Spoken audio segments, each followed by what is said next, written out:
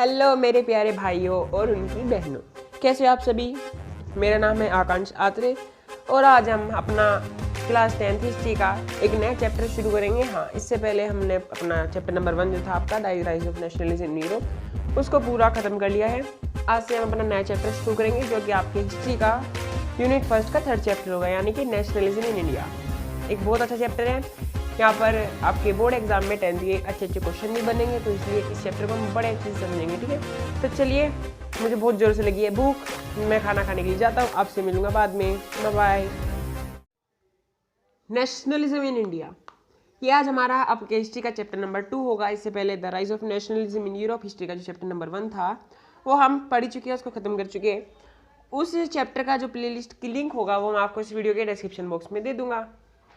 और हाँ, इस चैप्टर का आज हम थोड़ा सा इंट्रोडक्शन पार्ट कवर करेंगे कि इस चैप्टर में आगे हम पढ़ेंगे क्या, उस बारे में थोड़ी सी बात करेंगे। इस चैप्टर के जो इंट्रोडक्शन पार्ट्स अगर इससे कुछ 2-4 पॉइंट बनते हैं आपके नोट्स के तौर पर, वो मैं इस वीडियो के डिस्क्रिप्शन बॉक्स में भी दे दूंगा। आने वाली वीडियोस का लिंक भी डिस्क्रिप्शन बॉक्स में आपको मिल जाएगा। आप एक काम कीजिए, बस अब एक अपने पास एनसीईआरटी बुक और साथ में एक पेंसिल रख लीजिए और उस पेंसिल को अपने मुंह में डालना, उसको लिखने के लिए भी यूज़ करना। ठीक है, तो ये एक अच्छा चैप्टर आपका nationalism in India 10th board के एग्जाम के पॉइंट ऑफ व्यू से। इस चैप्टर से मैं कह रहा हूँ आपको, इस चैप्टर से आपके बोर्ड एग्जाम में काफ़ी अच्छे क्वेश्चन बनेंगे, तो इसलिए इस चैप्टर को हमको पकड़ कर चलना है, छोड़ना नहीं है। और इतनी मैं गारंटी दे रहा हूँ कि चैप्टर आपके अच्छे से समझ में आएगा। नेशनलिज्म इन इंडिया, तो चलिए इसको शुरू करते हैं। नेशनलिज्म इन इंडिया का मतलब क्या है? मतलब हम शुरू से ही नेशनलिज्म पढ़ते आ रहे हैं। अपने चैप्टर नंबर 1 में भी हमने देखा था नेशनलिज्म इन यूरोप। इस नेशनलिज्म का मतलब होता क्या है? अब आप इस हेडिंग से जो नेशनलिज्म इन इंडिया है इसे समझते क्या हो, अपने आप को थोड़ा सा विजुअलाइज करने की कोशिश करना। मैं आपको इसको एक अलग तरीके से समझाता हूँ कि नेशनलिज्म का मतलब होता क्या है। देखिए, नेशनलिज्म अपने आप में ही एक बहुत बड़ी टर्म है। ये कोई एक इसकी नेशनलिज्म की कोई एक फिक्स्ड डेफिनेशन नहीं है। ये एक तरह से फीलिंग है, भावना है। आपको इसको विजुअलाइज करना होगा। मैं आपको विजुअलाइज कराने की कोशिश करता हूँ, तो थोड़ा सा अपना दिमाग यूज़ करना। ठीक है, आप समझिए कि आपके पास एक एप्पल है, APPLE एप्पल। हाँ, आप सपोज कीजिए कि आपने अभी तक एप्पल नहीं देखा, यानी आप एप्पल के बारे में कुछ नहीं जानते। आप एप्पल का जो आपके मन में इमेज बनती है वो भी आप भूल जाइए कि वो आप नहीं जानते। आप ये भी नहीं जानते कि एप्पल फ्रूट होता है। तो आपके सिर्फ आपके लिए जो फिर एप्पल होगा वो खाली एक इंग्लिश से रिलेटेड एक टर्म होगी, जब तक आप माइंड में एक एप्पल विजुअलाइज नहीं कर लेते। सेम उसी तरीके से नेशनलिज्म है, ये भी एक तरह से फीलिंग है, एक तरह से डिज़ायर है। आपको इसको विजुअलाइज करना होगा। अगर आप इसके चाहते हो कि आप इसको कैसे एक्सप्लेन कर सकते हो नेशनलिज्म को, तो इसकी हर जगह ही डेफिनेशन लिखी रहती है, वही मैं आपको बताऊंगा। वैसे इसकी कोई फिक्स डेफिनेशन तो नहीं है, इस पॉइंट को नोट करना। नेशनलिज्म क्योंकि एक फीलिंग है, भावना है, आपको उसको विजुअलाइज करना ही पड़ेगा। तो नेशनलिज्म को यू कैन डिफाइन और explain as the desire of a group of people who share the same race, culture, language, etc. to form an independent country. मैं एक बार और रिपीट कर देता हूँ। The desire of a group of people, the desire of a group of people who share the same race, culture, language, etc. to form an independent country. मतलब कि एक तरह से एक जाति, संस्कृति या फिर भाषा के आधार पर अगर कोई स्वतंत्र राष्ट्र राज्य बनाने की कोशिश करता है, इसका निर्माण करने की कोशिश करता है, तो उसको भी नेशनलिज्म कहते हैं। या फिर इसकी एक दूसरी डेफिनेशन भी है, अ फीलिंग ऑफ लव और pride for your own country, a feeling of love or pride for your own country, a feeling that your country is better than any other. मतलब कि आपके देश के लिए आपकी जो गर्व है, फीलिंग है, यानी प्राइड है, उस सभी को एक तरह से उस सभी की फीलिंग या फिर अपने देश को सभी देशों से अच्छा मानना, क्योंकि हम कहते हैं हमारा भारत मान, वो जो फीलिंग आपके मन में क्रिएट होती है उसको भी नेशनलिज्म कहा जाता है। तो ये तो थी बात नेशनलिज्म इन इंडिया की। आई होप आपके अभी तक थोड़ा बहुत इस टॉपिक से रिलेटेड पॉइंट ऑफ व्यू बन गया होगा। तो चलिए अब शुरू करते हैं अपना। As you have seen, modern nationalism in Europe came to associated with the formation of nation states. जैसे कि हमने अपने चैप्टर 1 में देखा ही था, यूरोप में जो आधुनिक राष्ट्रवाद था, यानी कि मॉडर्न नेशनलिज्म, उसके साथ साथ ही वहाँ पर राष्ट्र राज्यों का उदय भी हुआ। राष्ट्र राज्य मतलब कि नेशन स्टेट। अब नेशन स्टेट एक और नई टर्म है, नई टर्म तो नहीं है, हम चैप्टर 1 में इसके बारे में बहुत बार पढ़ चुके हैं। लेकिन नेशन स्टेट का असली में मतलब क्या होता है? इसका मतलब होता है एक तरीके से एक group of people with the same culture. आप ऐसे समझ सकते हो, एक लोगों का एक तरह से समूह जहाँ पर सेम कल्चर हो, लैंग्वेज हो, उनकी एक अपनी संस्कृति हो, एटसेट्रा। आदि। Who form their independent nation, यानी कि एक संस्कृति, भाषा या फिर कल्चर के आधार पर एक नए राष्ट्र का निर्माण करना, उसे ही आप एक तरह से नेशन स्टेट कहते हो। लेकिन अब जैसे कि हम जानते हैं पहले के समय में हमारे राजाओं का एक तरह से राजा प्रजा ही राजतंत्र एक तरह से चलता था, मतलब कि राजाओं का ही शासनकाल चलता था, उनकी पीढ़ियाँ ही राजा बनती थी। उस समय कोई भी जो स्टेट की जो सीमाएं थी, बाउंड्रीज थी, वो निर्धारित नहीं होती थी। कोई कितने किसी पर भी कब्जा कर अपनी क्षेत्रीय सीमा को बढ़ा सकता था। लेकिन जब इंडिपेंडेंट नेशन बन जाता है तो वहाँ के एक कल्चर और उसके आधार पर एक नेशन स्टेट बना देते थे, जैसे इंडिया में भी आप इसको समझ सकते हो, सेम उस तरीके से, ठीक है। तो it also meant a change in people's understanding who they are. It also मतलब कि जो नेशनलिज्म है वो लोगों के बीच में उनकी समझ भी बढ़ाता है, मतलब कि उनकी पहचान उन्हें देता है कि वे लोग कौन है, and what define their identity and sense of belonging, और उनकी पहचान जैसे मैंने आपको बताता है, और उनकी सेंस ऑफ बिलोंगिंग यानी उनकी संस्कृति के बारे में उन्हें बताता है कि वे किस वंश के, कहाँ पर रहने वाले के, यानी कहाँ के वे वासी हैं। New symbols and icons, new songs and ideas, फोक new links and redefine the boundaries of communities. अब जब नेशन स्टेट की स्थापना हो जाती है, यानी एक नए राष्ट्र की निर्माण हो जाता है, उसके बाद क्या होता है, वहाँ पर न्यू सिंबल्स एंड आइकन उस राष्ट्र की पहचान बन जाती है सिंबल्स के तौर पर, जैसे कि national flag, national anthem, icons, new songs and ideas, फोक न्यू लिंक्स, और जो नए नए विचार हैं वहाँ पर उन सभी को स्थापित किया जाता है नए संपर्क में, and redefine the boundaries of communities. और फिर वो एक तरह से उस कम्युनिटी यानी उस समुदाय की जो डेफिनेशन है यानी उनकी पहचान है उनको एक तरह से रीडिफाइन करता है नेशनलिज्म आने के बाद। इससे पहले जो मोनार्की थी वो इस चीज़ को डिफाइन नहीं करती थी। In most countries the making of new national identity was a long process. अभी तक हमने चैप्टर 1 में पढ़ा ही था, अगर आप भूले नहीं हो, अगर आपने मेरी वीडियोस देखी है, कि इन मोस्ट कंट्रीज अधिकतर देशों में जो न्यू नेशन बनने की पहचान थी, यानी कि नए नेशन बनाने की एक तरह से विचारधारा थी, वो एक लॉन्ग टर्म प्रोसेस था, यानी उन्हें बहुत मेहनत करना पड़ा, संघर्ष करना पड़ा एक तरह से अपनी पहचान पाने के लिए, या फिर आप कह सकते हो इंडिपेंडेंट होने के लिए। सेम उसी तरीके से how did this consciousness emerge in India, same उसी तरीके से दूसरे राज्यों के साथ साथ यानी उन्हीं की तरह ही ये कॉन्शियसनेस यानी कि ये एहसास अब भारत में कैसे इमर्ज होता है, इंडिया में कैसे बनता है, अब हम उसके बारे में इस चैप्टर में पढ़ेंगे। इतना तो आप पढ़ ही चुके हो। तो ये तो था हल्का हल्का इस टॉपिक से रिलेटेड आपके लिए idea. In India as in Vietnam and many other colonies.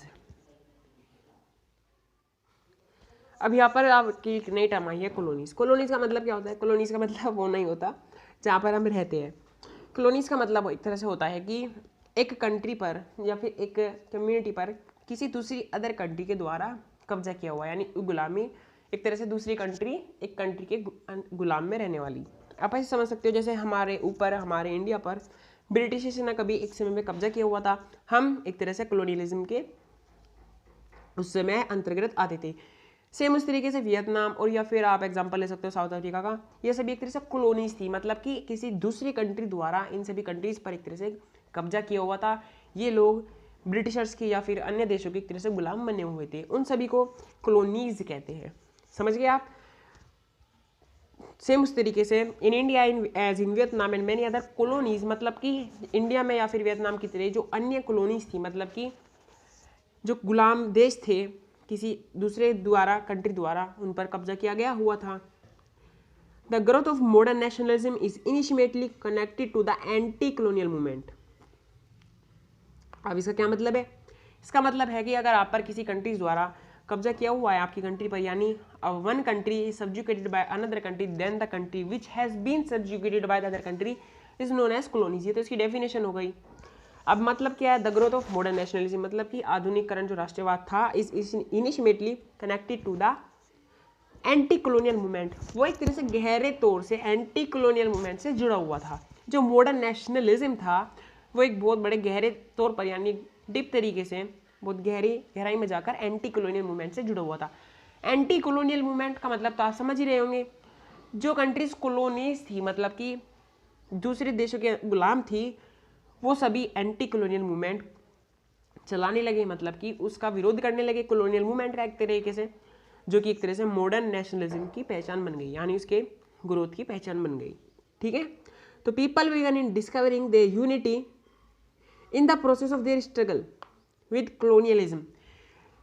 वही होता है जो पीपल यानी लोग हैं बिगन डिस्कवरिंग देयर यूनिटी, वो आपस में अपनी एकता को बढ़ाते हैं इन the process of their struggle, अपने संघर्ष के लिए, अपने देश के संघर्ष के लिए विद कॉलोनियलिज्म, मतलब कि गुलामी के लिए, गुलामी के खिलाफ वो अपना संघर्ष एकता पूर्ण होकर अपना संघर्ष करते हैं। The sense of being oppressed under colonialism provided a shared bond that tied many different groups together। अब एक तरह से वही चीज है कि दुश्मन का दुश्मन दोस्त और दोस्त का दुश्मन दुश्मन, सेम उसी तरीके से the sense of being oppressed under colonialism, एक तरह से अपने ऊपर दुष्कर्म होते देखना कॉलोनियलिज्म के अंदर, यानी गुलामी के अंदर अपने ऊपर जो दुष्कर्म हो रहा है वो provided a shared bond that tied many different groups together. उन सभी ने क्या किया, उन सभी ने यानी जिन पर भी गुलामी की जा रही थी उन सभी ने अपनी एक सभी को एक तरह से बॉन्ड आपस में एक बंधन से बांध दिया, जो कि उन सभी को किस बंधन से बांधा, यानी कि एक यूनिटी, यानी उन सभी को एक तरह से इकट्ठा हो गए, किसके खिलाफ, वो कॉलोनियलिज्म के खिलाफ हो गए, जो भी इसके द्वारा ओप्रेस्ड किए जा रहे थे, यानी जिन पर भी दुष्कर्म किया जा रहा था। But each class and group felt the effects of colonialism differently.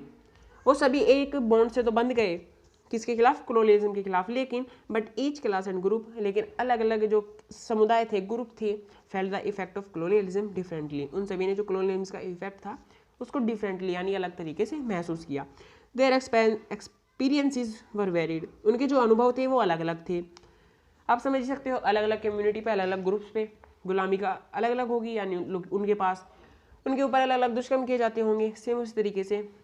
And their notions of freedom were not always the same, और जो उनके विचार थे आज़ादी के लिए वो भी कभी कभी अलग अलग रहते थे। अब कुछ के दिमाग में तो कुछ आ रहा है आज़ादी के लिए, सेम उस तरीके से कुछ लोगों के दिमाग में कुछ नए आइडिया आ रहे हैं। अब सबका दिमाग एक जैसे तो काम करने से गया, तो यहाँ पर भी वही बात है। अब आगे क्या होता है, the Congress under Mahatma Gandhi tried to forge these groups together within one movement.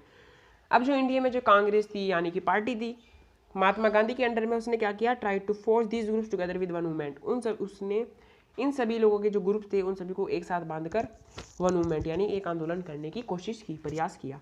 But the unity did not emerge without conflict, लेकिन जो ये एकता थी यानी कि इन सभी लोगों का आपस में आना मिलना जुड़ना था कॉलोनियलिज्म के खिलाफ, वो बिना विद्रोह के तो नहीं हो पाता था, यानी बिना लड़ाई के तो ये संभव नहीं हो पाता था। In earlier text book you have read about the growth of nationalism in India. आपने अभी तक 10th से पहली क्लासेस में नेशनलिज्म इन इंडिया के बारे में थोड़ा बहुत कहीं ना कहीं पर पढ़ा ही होगा। Up to the first decade of the 20th century, यानी कि 19वीं शताब्दी के जो पहला दशक था उसके दौरान तक आपने नेशनलिज्म इन इंडिया के बारे में अपनी अर्लियर बुक्स में पढ़ा ही होगा। In this chapter we will pick up the story from the 1920s and study the non cooperation movement and civil disobedience movement. ये तो आप बहुत मशहूर हमारे मूवमेंट है यानी कि आंदोलन है, जो कि हमारे बापू यानी महात्मा गांधी जी द्वारा चलाए गए थे, जो कि 1920s के बाद के आंदोलन है, हम इस चैप्टर में वो पढ़ेंगे। और non cooperation movement and civil disobedience movements, ये तो आपको पूरी तरह से पक्का कर लेने हैं, एक तरह से आप मैं कहूँ तो आपको रट लेना है समझकर, क्योंकि एग्जाम में यहाँ पर से क्वेश्चन बिल्कुल जरूर बनेगा। We will explore how the Congress sought to develop the national movement. हम ये भी पढ़ेंगे कि कांग्रेस ने कैसे नेशनल यानी राष्ट्रीय आंदोलन चलाए, डेवलप किए। How different social groups participated in the movement, कैसे कि अलग अलग जो सोशल ग्रुप्स थे, सामाजिक ग्रुप्स थे अलग अलग जातियों के, धर्मों के, उन सभी ने कैसे पार्टिसिपेट किया आंदोलन में। And how nationalism captured the imagination of people, और कैसे जो नेशनलिज्म था उसने एक तरह से जो लोगों की छवि थी उसको कैसे कैप्चर्ड किया राष्ट्रवाद के साथ। तो ये तो था इस आपके चैप्टर का इंट्रोडक्शन। बस आपको इतना करना है कि खुद से एक बार 5 मिनट इसको रिवाइज कर लेना है। इस टॉपिक से जो भी इंट्रोडक्शन जो भी कुछ 2-4 पॉइंट्स बनेंगे वो मैं आपके डिस्क्रिप्शन बॉक्स में दे दिए हैं, बाकी डिटेल्स भी आपको वहीं मिल जाएगी। तो इससे जो नेक्स्ट टॉपिक है यानी इस चैप्टर की शुरुआत के टॉपिक से वो हम इससे नेक्स्ट वीडियो में देखेंगे, जो कि आपका द फर्स्ट वर्ल्ड वार, खिलाफत एंड नॉन कोऑपरेशन मूवमेंट, खिलाफत movement and non cooperation movement. आप ये चैप्टर पूरा ही इंपॉर्टेंट है, मैं आपसे बार बार कह रहा हूँ, यहाँ से अच्छे क्वेश्चन आपके बोर्ड एग्जाम में बनेंगे, तो इसलिए हमें कुछ समझ कर पकड़ कर चलना है। तो चलिए मैं मिलता हूँ आपसे नेक्स्ट वीडियो में, इसको तब तक के लिए रिवाइज करते रहिए। All the best.